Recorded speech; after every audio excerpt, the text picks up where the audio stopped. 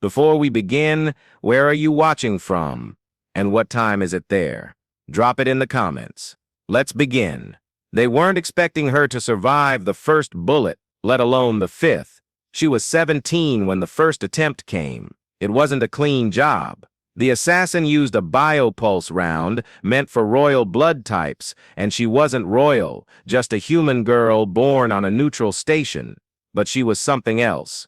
She was the daughter of Earth's last interstellar diplomat, and apparently someone in the galaxy decided that made her dangerous. She didn't remember the first time they tried. She just remembered the cold, and her father's voice saying, "Stay still. You're not dying today." But after that, she never forgot again. They called her Elira Rain. She wasn't trained to fight. She was trained to listen, to speak, to build peace. And that's what terrified them, because she was better at negotiation than any species that prided itself on war.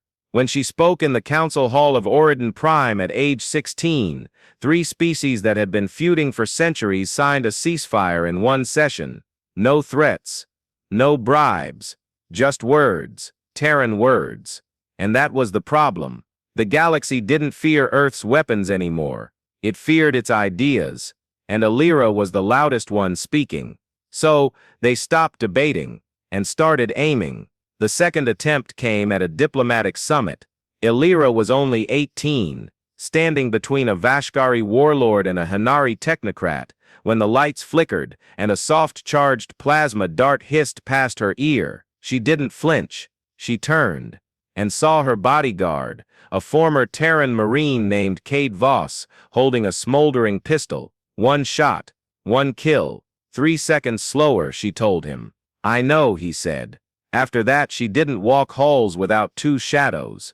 Not just guards, veterans. Because Earth had learned something long ago: words win peace. But peace puts targets on your back. At 19, they poisoned her cup at a peace signing. The ambassador from Tyrak 12 wept publicly when she collapsed. But she lived. Why? Because she developed a habit, letting Cade drink first. The 4th attempt was crueler. They didn't try to kill her. They killed her translator, an 11-year-old AI named Evo, encoded with her father's speech rhythms and historic records. They hacked it, made it scream while melting from the inside. She stood in front of the explosion, tried to shield it, failed. For 3 days she didn't speak. When she did, it was at the council again. She walked in wearing Ivo's charred voice processor around her neck, and she said, "If ideas scare you more than guns, you've already lost." That speech went viral across 12 systems, and 4 more assassination contracts went active the next day. When the 6th attempt failed, orbital missile strike, intercepted by a private Terran ship before it left atmosphere, Earth finally responded. Not with a war fleet, not with sanctions. They sent a message, encrypted, short, "Try harder," and that's when everything changed. The galaxy thought humans were done with war, but what they forgot, what they chose to forget, was this: you don't need to invade to end a regime. You just have to make sure their people see what they're afraid of. So Earth stopped protecting Elira in the shadows.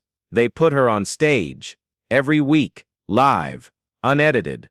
Streaming across neutral space stations, refugee colonies, outer ring research rings, everywhere ideas mattered.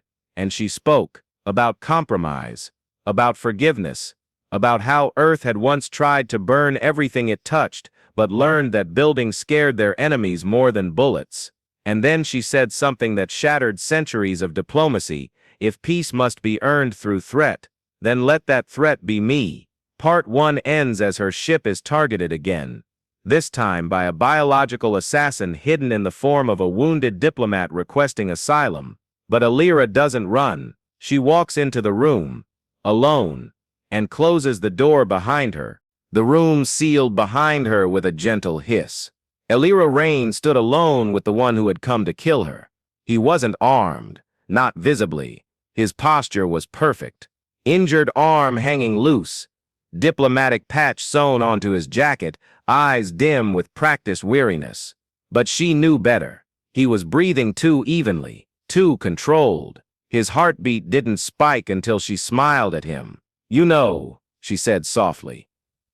"Most assassins don't bother requesting asylum." The man didn't respond. He simply stared at her. Then he bowed. Slow, ceremonial. That confirmed it. He was trained by the Qatari cloaked wing, known for assassination via ritualized formality. A kill that wasn't personal, just necessary. "I won't scream," she said. "You're not the first." Still silence. Her fingers hovered near her coat pocket, not for a weapon, but for a neural jolt device. Non-lethal. Old school. She hated using it. But if he blinked wrong, she would. Instead, he spoke. "You should be dead." She nodded. "Maybe. But you keep sending messengers, not monsters." He frowned. The first honest emotion she saw. "I'm not a messenger," he said. "No," she agreed. "You're the message. That they're getting desperate." His eyes flicked once to the corner, scanning for surveillance. "Don't worry," she said. "This rune's unrecorded. But your failure won't be." "I haven't failed yet." She smiled again. But this time, there was steel behind it. "You already have. You walked in thinking I was alone." 3 floors above, Cade Voss, her personal security chief, monitored the encounter through filtered seismic reads and thermal scans.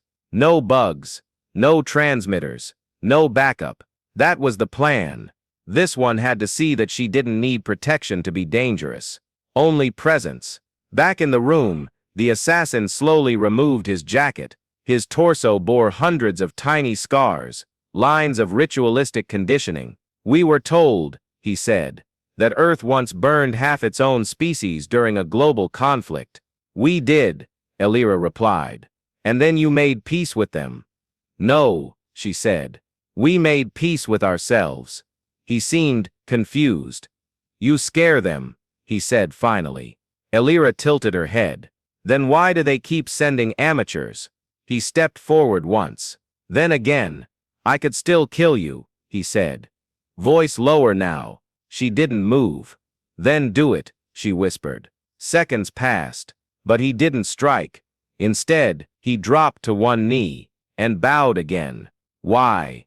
she asked, voice trembling just slightly. He looked up. "Because I saw your speech on the fall of Selith. I saw you forgive the species that tried to erase your planet's data from the star network. You were there?"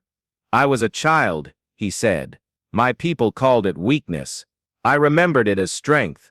Elira closed her eyes for just a moment, not to cry, to breathe. Then she stepped forward, past him, and opened the door. "Leave," she said. He didn't question it. And as he left the building, hands open, unarmed, guards didn't touch him, because Elira Rain had just turned an assassin into an ambassador. But that wasn't the end. That was just the final straw.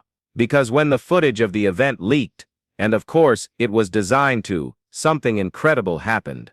Species across the outer colonies started demanding full access to Terran diplomatic feeds. Students on neutral moons began quoting her speeches.